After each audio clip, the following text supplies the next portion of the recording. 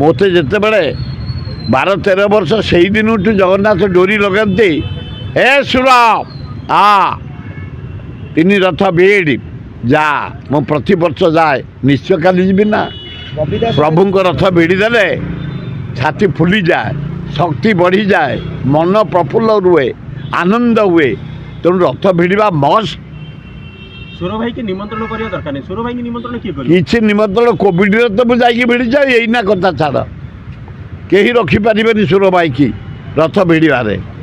Public ଜନସାଧାରଣଙ୍କ ଦେବତା ହେଲେ ଜଗନ୍ନାଥ, ବିଶ୍ୱର ଦେବତା ହେଲେ ଜଗନ୍ନାଥ। ବିଶ୍ୱର ଲୋକମାନେ ସେଠି କାଲି ରଥ ଭିଡ଼ିବେ। ପ୍ରତ୍ୟେକ ଦେଶରୁ ଲୋକ ଆସିଛନ୍ତି ଭିଡ଼ିବା ପାଇଁ। ଫ୍ରି କରିଦେଇଛନ୍ତି ସେ। ମୋତେ ବଡ଼ଦାଣ୍ଡରେ ଭିଡ଼ିକି ନିଅ ରଥରେ, ଗୁଣ୍ଡିଚାରେ ପହଞ୍ଚାଅ, ଫେର ଗୁଣ୍ଡିଚାରୁ ମୋତେ ଭିଡ଼ିକି ଆଣ, ସିଂହଦ୍ୱାରରେ ପହଞ୍ଚାଅ, ମୋ ସୁନାବେଶ ଦେଖ, ମୋ ଆଶୀର୍ବାଦ ନିଅ। ପୃଥିବୀବାସୀକି ସେ ଦେଇଛନ୍ତି ଦାନ। ତେଣୁ ଆମେ ତାଙ୍କ ପାଖେ ସବୁବେଳେ ନମସ୍ୟ, ଆଶୀର୍ବାଦ ଦିଅନ୍ତୁ। ପୃଥିବୀରେ, ଭାରତ ବର୍ଷରେ, ଭୁବନେଶ୍ୱର, ଜଟଣୀ, ଖୋର୍ଦ୍ଧା, ପୁରୀରେ ଶାନ୍ତି ହଉ। 55 ବର୍ଷ ତଳେ 2 ଦିନ ରଥଯାତ୍ରା ହେଇଥିଲା। କାଲି ସେଇଆ ହେବ। କାଲି ଆମର ସବୁବେଳେ 4ଟା ରାତିରୁ ପହଣ୍ଡି ଆରମ୍ଭ ହୁଏ।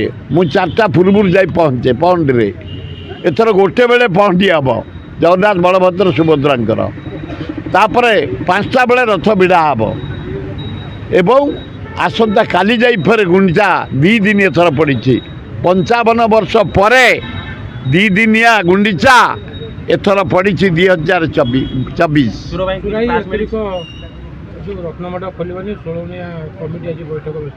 ଅଭିନନ୍ଦନ।